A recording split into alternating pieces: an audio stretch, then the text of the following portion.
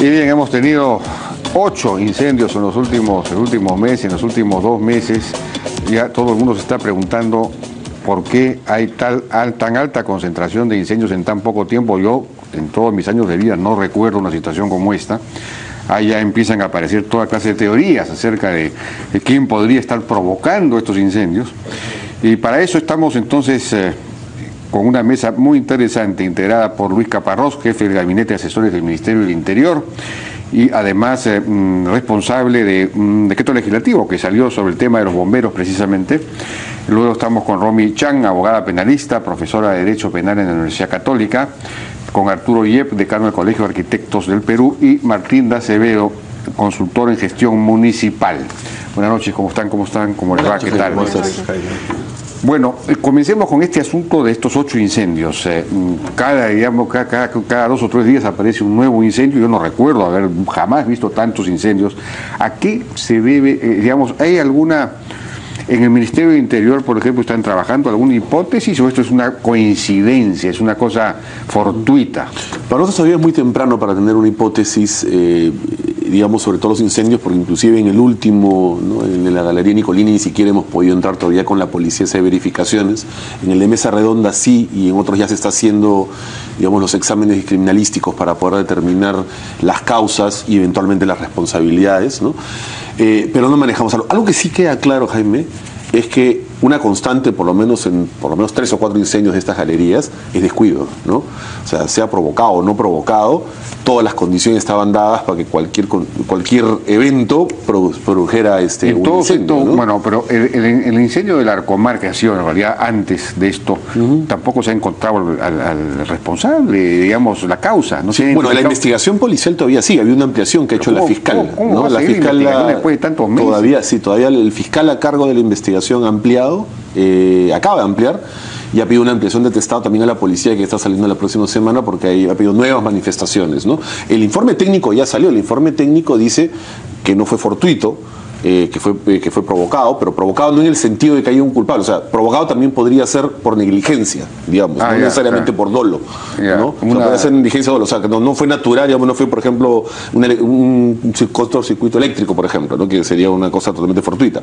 Acá hubo una acción, ahora esa acción puede ser dolosa o puede ser culposa, ¿no? Y eso es lo que está en investigación hasta ahora, como te digo, ha ampliado la fiscal. Ahora, en todos, fuera de ese caso, en todos los que hemos visto en los últimos 2 meses, en todos eran lugares, digamos, más o menos informales, porque aquí son galerías más o menos informales que se supone que tienen, no sé quién, o hay alguno de estos casos en que sí era una empresa completamente formal. No. Bueno, la conducta recurrente del comercio en general en el Perú y sobre todo en Lima es de esa naturaleza de informalidad. Van avanzando sobre la marcha. Por ejemplo, obtienen, supongamos, ya que no es el caso, porque no lo tenían, el certificado de defensa civil, luego van a accesar a la licencia de funcionamiento y en el camino y mientras funcionan van haciendo modificaciones que en la práctica tendría que estar la autoridad cotidiana y diariamente fiscalizando ello para que detecte que en efecto ya no es regular ni el giro del negocio, ni las formas y condiciones de seguridad que han estado establecidos cuando se le otorgó, por ejemplo, o cuando se le inspeccionó para efectos del certificado de defensa civil, que es previo a la licencia de funcionamiento. Entonces, pero en este caso, por ejemplo, aparentemente tenían la licencia, había un informe de defensa civil, ¿no? Había un informe de defensa civil respecto del primer piso, pero no tenían la licencia de funcionamiento. Uno no se puede aperturar un negocio ni abrir un negocio si no hay licencia de funcionamiento. Eso le permite a uno tener un determinado giro empresarial o comercial para poder atender al público. Mientras tanto, no. El certificado de defensa civil te dice que estás apto y de ahí hay un paso para... Según la Municipalidad de Lima, por lo visto, había un informe negativo de INDECI para las áreas del segundo piso. ¿Es verdad esto? No sé. Claro, es exactamente, porque ahí es... Y hubo una orden de clausura, además, claro, que no se cumplió. Y se clausuró el 9 de junio, según lo ha informado la Municipalidad de Lima. Lo que pasa es que estos señores, en la manera informal como trabajan, han vuelto a reabrir, y eso ocurre mientras la autoridad no vuelva a dar su paso por ahí y vuelva a cerrar. Según Castañeda, hicieron puertas clandestinas para volver a entrar. Es decir, fue clausurado, pero volvieron, no sé cómo. Porque en la práctica también desarrollaban un giro clandestino, que es en esos containers donde se ha encontrado a la gente encerrada, las tenían encerradas para adulterar marcas y patentes con la finalidad de vender, por decirle, un transformador que lo importaban de China en esos containers para venderlo como una marca de mayor calidad y de mejor calidad. Esa era la actividad que hacían. Exacto, internamente, y que estos pobres hombres, esos chicos que estaban desesperados y encerrados, sufrieron las consecuencias porque de esa forma los estaban haciendo trabajar. Pero entiendo que no eran containers, ¿no? Sino eran estructuras... planchas metálicas. Planchas metálicas, no eran containers. A mí me corresponde decir que la informalidad se refleja en el incumplimiento de los reglamentos. Y estamos hablando del Reglamento Nacional de Edificaciones, como también aquellos referidos a la seguridad. Un capítulo importante del Reglamento Nacional de Edificaciones está destinado a la seguridad en las edificaciones. Y eso no se estaba cumpliendo. Y respecto a las autorizaciones que puedan haber recibido, la norma claramente señala que si hay una modificación del área construida, una modificación de la carga eléctrica, una modificación del uso, como por ejemplo de la comercialización pasar al almacenamiento o al depósito o cualquier tipo de actividad semi-industrial, como el etiquetado, por decir algo, eso simplemente indica que las autorizaciones recibidas quedaban sin efectos y nacía la obligación de generar una nueva autorización, lo que no se ha cumplido naturalmente. Ese es el problema de la informalidad. Sí, cuando cambia el giro hay que se necesita una nueva autorización. De acuerdo. Es que justamente aquí lo curioso es que coincidimos en que no tenían permisos, no tenían licencias, incumplían con las normas municipales. Pero el tema es, ¿qué pasó? Porque lo cierto es que se les clausuró y al final que reabrieron como se les dio la gana. Acá hay un tema que tenemos que preguntarnos si nuestro ordenamiento está preparado para esto. Y realmente sí lo está, porque lo que se establece es que si los funcionarios municipales son desobedecidos por los administrados, por así decirlo, e incumplen con las normas, hay un delito. El delito que se genera es desobediencia a la autoridad. Y ese es un delito que en caso de insistir en la reapertura da lugar a la flagrancia. Y la flagrancia por ese delito genera una detención, sea ya de los propietarios como también de los empleados o las personas que puedan estar ubicadas en el lugar que se niegan a cumplir con la orden dada por la autoridad. Entonces lo que me parece a mí un poco sorprendente en este caso es que sabiendo que se vulneran todas las normas, sabiendo la magnitud de lo que esto puede generar, incendios, un terremoto, un montón de cosas, sabiendo que hay trabajos clandestinos, la autoridad en este caso no se haya hecho respetar. Y hayamos tenido simplemente como respuesta, los clausuramos, pero finalmente no hacían caso. Entonces, el tema es... Bueno, el alcalde también ha dicho, bueno, pero lo que pasa es que plantean amparos ante el Poder Judicial y lo ganan. Los jueces son los principales cómplices de estas cosas también. ¿Cómo es posible? ¿Cuándo se van a arreglar estas cosas? ¿Por qué ocurren estas cosas en el Poder Judicial? Definitivamente hay un tema de corrupción muchas veces detrás, ¿no? Y también de ineficiencia. No dejemos ese factor de lado que es bastante importante. Y sobre todo en este tipo de situaciones en las que hablamos de bienes jurídicos, de valores sumamente importantes, de la vida hasta de menores de edad, de personas que visitan los centros comerciales, de un montón de gente que acude a día, ¿no? Entonces, a mí sí me sorprende un poco eso. Digamos, la municipalidad habría fallado en no denunciar, digamos, estos delitos flagrantes de incumplimiento de las normas. Pero además, ojo, desobediencia a la autoridad, ese es el delito. Ahora, ojo, no solamente hablamos de esta gestión municipal. Esto es un tema que viene de años atrás, es un tema recurrente. Ahora, de repente no tienen capacidad, porque hay tal cantidad de galerías y de comercios que tendrían que pasar y cumplir con las normas. Habría que ver primero qué porcentaje, digamos, de alguna manera está realmente de acuerdo a las normas. Debe ser, pues, la informalidad debe ser una cosa, pues, monumental. Sí, y esto es porque es una costumbre, ¿no? Es una costumbre en el Perú vivir en la informalidad. Yo quisiera hacer un comentario, ¿no? Primero, ¿qué se entiende por edificación segura? Naturalmente hay una falta de cultura de la prevención y eso significa que hay que entender que en todas las edificaciones tiene que haber una zona segura, no solamente a nivel de cada piso, sino también en el conjunto. En cualquier edificio, el solo llegar a la escalera de evacuación es la zona segura. Claro. Y entonces uno no tiene por qué pensar que la zona segura está en el primer piso. La zona segura está en el nivel en la que uno se encuentre ubicado cuando ocurre cualquier, digamos, siniestro. Entonces, eso debe entenderse, que si un edificio no tiene una escalera de evacuación, que es una zona segura en todo su recorrido, pues entonces ese edificio no puede tener ningún tipo de autorización. Ahora, también hay que hacer... ¿En este caso era así? Claro, porque no tenían justamente la escalera de evacuación, porque en todos los lugares donde hay público debe contar con una escalera de evacuación, que significa una zona segura. Los bomberos además se han quejado de que la escalera... Yo sí también quisiera que creo que en el conjunto tenemos que hacer un poco de reflexión, porque el público, cuando encuentra un edificio en donde no se está respetando el ancho de un pasaje, no debería ingresar. ¿Por qué? Porque hoy, lamentablemente, en todos estos establecimientos, entiéndase galería comercial, centros comerciales, hay una ocupación con mercaderías en los pasillos de tal forma que se angostan en forma peligrosa. Aquí deben respetarse los 3 metros y sin embargo se reducen a 1,20 metros, a 1 metro las áreas de circulación. Entonces, cuando hay esos niveles de riesgo, la verdad, ni el mismo público debería ingresar. Pero también debo señalar que no es que por magia aparecen 5 pisos. No es que el container en un instante en la noche colocan 3, 4 containers uno sobre otro. Por favor, esto se va colocando poco a poco. Y entonces el riesgo aparece desde el primer momento. Son estructuras, no son containers, son estructuras, digamos, de constructivas. Que no cumplen las normas, por supuesto, ¿no? Las normas de edificación. Que no cumplen las normas. No cumplen las normas y son construcciones irregulares, ¿no? Ahora, ¿hay alguna... hipótesis acerca de cuál ha sido en este caso específico la causa del incendio? Mira, lo que los bomberos nos han informado, que podría ser un cortocircuito, se ha notado que hay bastante carga de electricidad, o sea, muchas máquinas, mucha instalación clandestina, y lo que sí definitivamente ha favorecido que el incendio tenga las proporciones, ha llegado Código 5, que era un incendio que hace tiempo que no teníamos un evento de esa magnitud, ha sido los materiales que había tinder, pintura, había material inflamable, pero en cantidades industriales. Esto ha hecho que el incendio comience y del segundo al tercer piso se ha propalado en menos de 15 minutos.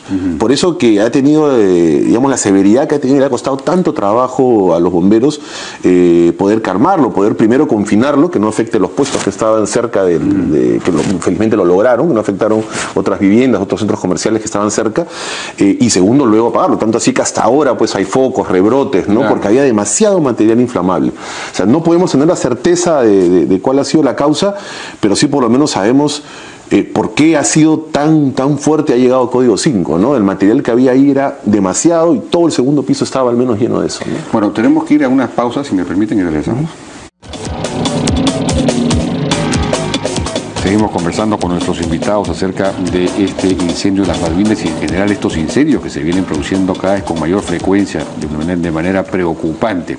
Recibí hoy día, hablando de las causas específicas de este y otros incendios, un correo del ingeniero Julio Postío que me dice lo siguiente: los incendios ocurren generalmente porque las instalaciones internas de los propietarios son precarias y utilizan cables económicos no apropiados, cables mellizos, sin protección alguna como tubos de PVC.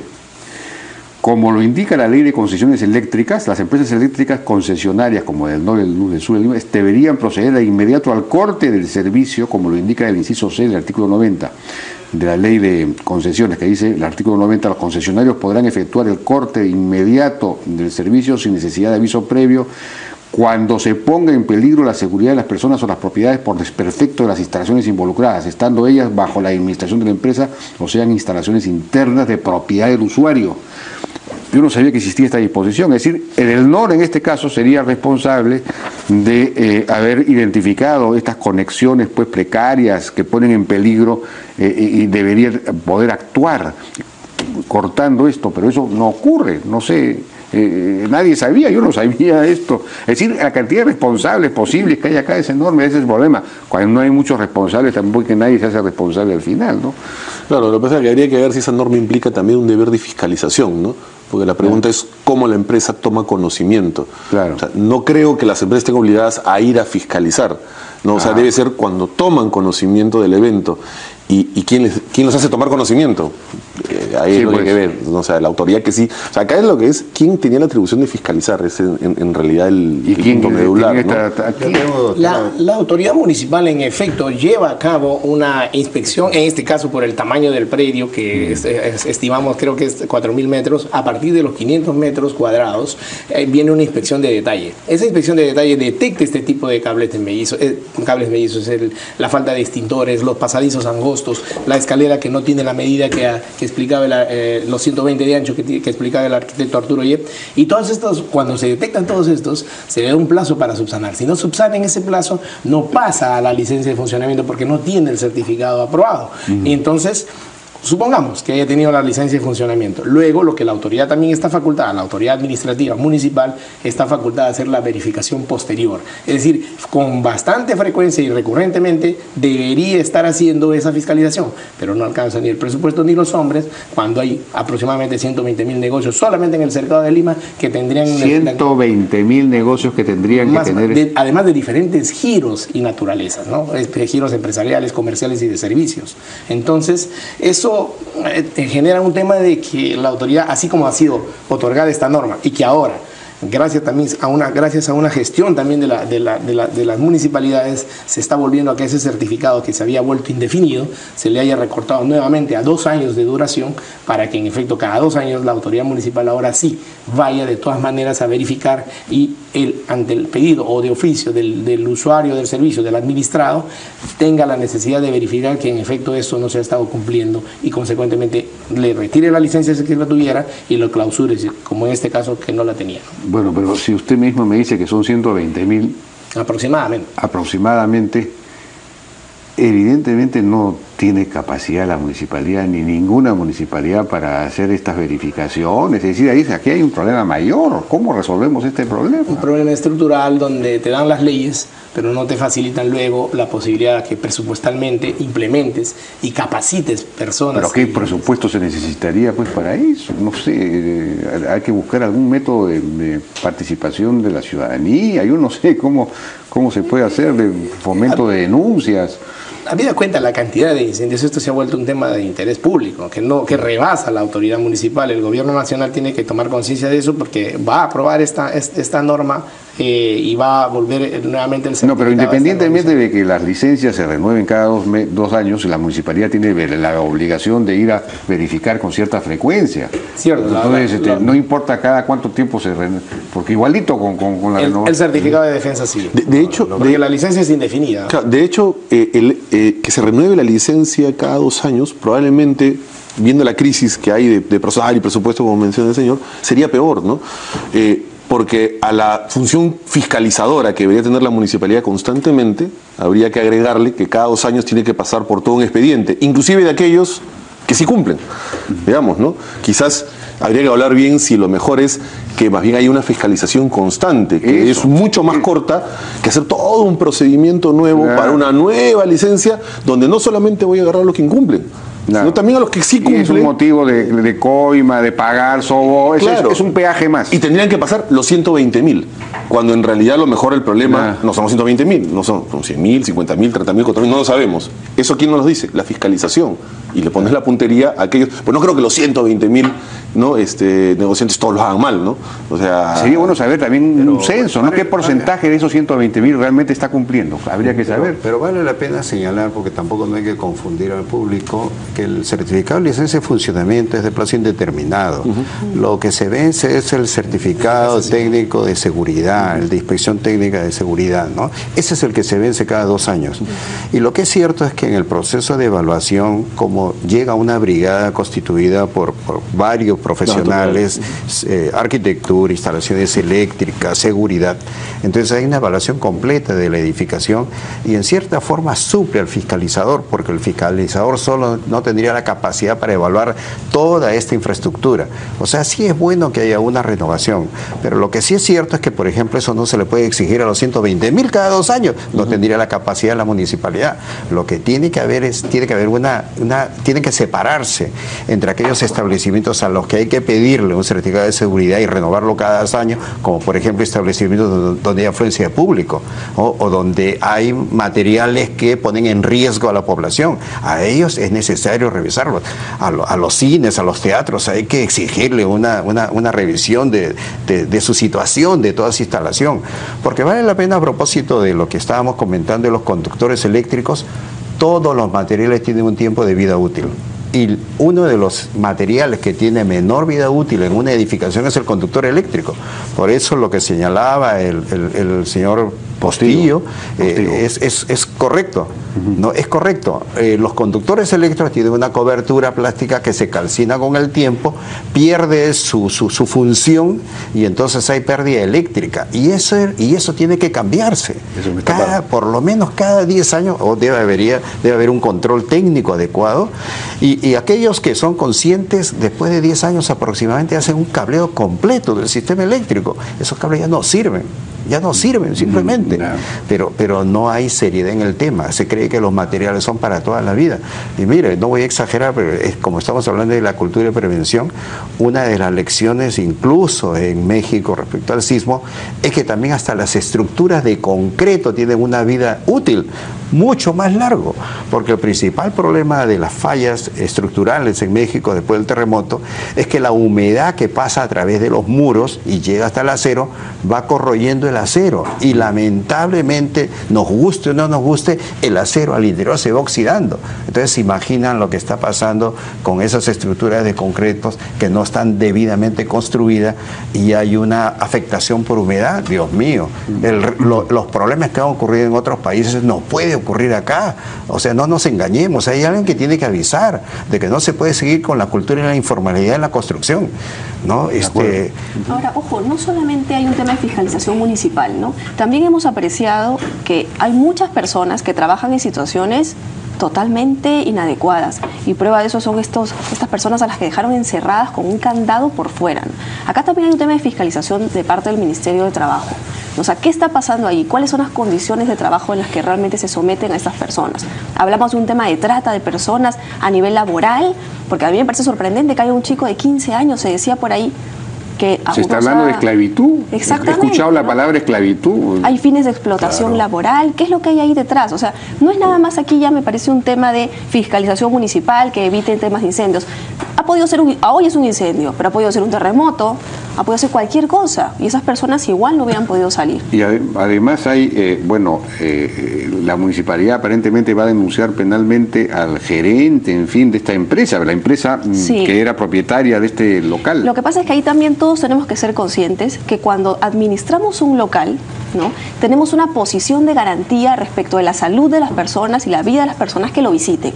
Algo muy similar a lo que ocurrió en Utopía, que justamente dio lugar a todo un proceso penal. Claro. Y aquí los administradores que dolosamente, adrede, incumplen con las normas y eso genera resultados como la muerte de personas, responden por esas muertes también. Claro. No por haber hecho, sino por no haber hecho, por no haber verificado. Por omisión. Exacto, y estamos hablando de penas que en este caso, en esas condiciones, pueden dar lugar hasta los 20 años de cárcel. Hasta los 20 años de cárcel. Entonces también todos tenemos que ser conscientes de nuestras responsabilidades, ¿no? Y por supuesto, es independientemente del tema de si se verifica una explotación laboral, de una sanción por trata.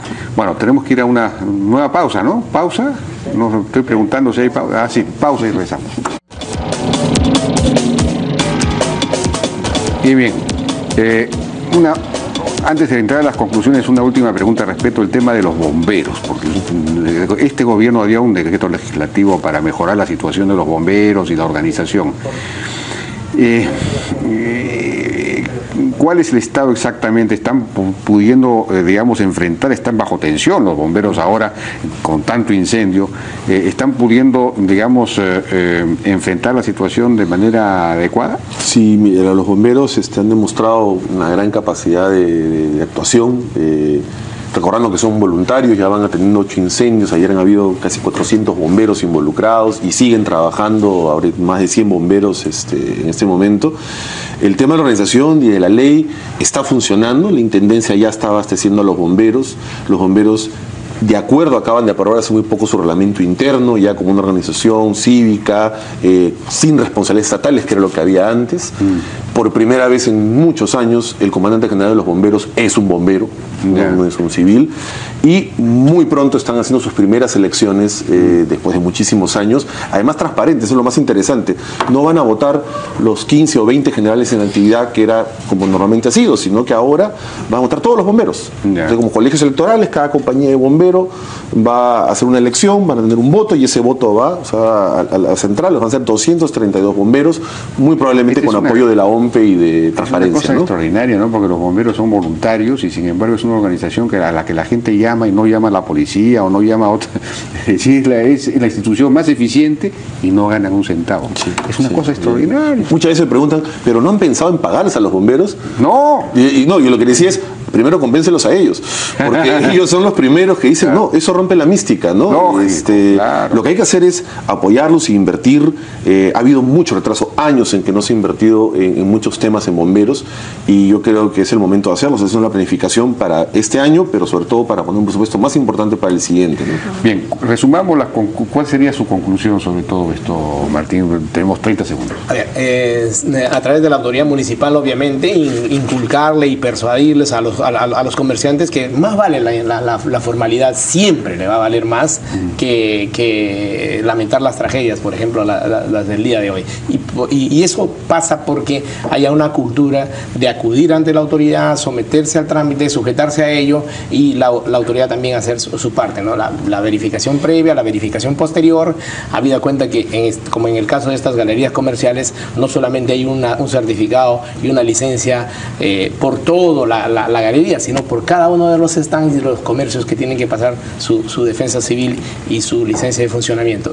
Eso de entrar en la cultura de la formalidad va a traer... Pero dicen pues que la letra con sangre entra, quizá se necesita la denuncia penal, ¿no es cierto? A lo que usted decía al comienzo, es decir, cuando hay un incumplimiento tiene que haber una denuncia por parte de la autoridad. Es que definitivamente, no puede ser que procesemos a una persona por haberle empujado a un policía, que está mal, pero la mandemos 8 años presa, pero cuando les disponen el cierre a un local que evidentemente puede generar daños, no lo acatan y no pasa nada. Sí, pues. Eso es totalmente se necesita, digamos, penalizar más esto. O sea, se necesita cumplir con la norma penal, ¿no? Cumplir la norma penal, simplemente cumplirla. Y eso lo tiene que hacer la policía, tiene que efectivizarla. ¿Y a pedido de quién? Del Ministerio Público, que también tiene que actuar. La policía tiene que intervenir en esto. A pedido del Ministerio Público, porque es la policía la que hace el uso de la fuerza, pero es la Fiscalía la que tiene que verificar la comisión de ilícitos. Y esto, la única manera de hacerlo también es por parte de que la entidad municipal comunique la comisión de delitos, ¿no? Ajá. O sea, no puede ser que no le hagan caso y entonces la municipalidad simplemente queda ahí, porque ojo, algunos tienen amparo que los respaldan, que es verdad, que es una distorsión del sistema, pero muchos no lo tienen y aún así funcionan y no se les clausura. Habría que denunciar a los jueces que dan el amparo también. En mis 30 segundos que tengo, yo quiero hablar de recomendaciones. La Municipalidad de Lima tiene unas experiencias interesantes. Se prohibió la práctica ambulatoria y se logró reubicaciones. También en algún momento se prohibió la expansión de la actividad de las imprentas porque tenían un riesgo justamente de incendios, y se redujo y se reubicaron. Entonces creo que la Municipalidad de Lima también tiene que empezar a establecer límites, no permitir más actividad comercial, porque como lo estamos escuchando, con 120.000 establecimientos hay que pararle un tope, y además de pararle ese tope debería haber una suerte de intervenciones casi como si fuera acupuntura urbana, ¿no? Es decir, plantear reubicaciones, de repente empezar a adquirir algunos predios para dar un poco de oxigenación, un poco más de espacio público, porque todo eso va a contribuir a que haya menos congestión del tránsito y establecer un medio, digamos, mucho más armónico, ¿no? En donde dé gusto acercarse al centro y no como ahora empezamos a sentir temor de empezar a recorrer nuestro centro, que debería ser siempre motivo de interés y de orgullo para todos los peruanos. Por último, desde el punto de vista del Ministerio del Interior, ¿cuál sería su conclusión? Dos temas que creo que son importantes para nosotros. Primero, los bomberos antes tenían una participación normativa en las opiniones que se hacían en estas construcciones. Con la nueva legislación que salió, oficialmente los bomberos ya no están involucrados, digamos, ¿no? Más allá de que se incluya o no, oficialmente sí creo que están listos para hacerlo y que podrían aportar bastante en estas inspecciones y en opiniones técnicas. Y segundo, lo que decía la doctora, la policía está lista para afrontar como fuerza pública. Necesitamos que la denuncien, que nos buscan para tantas cosas a la policía, que nos avisen cuando quieran hacer un tapeo o algo así, porque la policía está lista para hacerlo y hacer cumplir la ley, como dicen, ¿no? Bien, me parece que han salido ideas muy claras, muy interesantes, que nos permitirían, digamos, empezar a enfrentar este problema de la altísima informalidad que genera estos incendios de una manera ya mucho más más eficiente. Muchísimas gracias a nuestros invitados por su participación, a Luis Caparrós del Ministerio del Interior, a Romy Chan, penalista, Arturo Yep del Colegio de Arquitectos, decano del Colegio de Arquitectos, y Martín de Acevedo, experto en gestión municipal. Muchas gracias. Con esto nos despedimos hasta el día lunes. Muy buenas noches, buen fin de semana.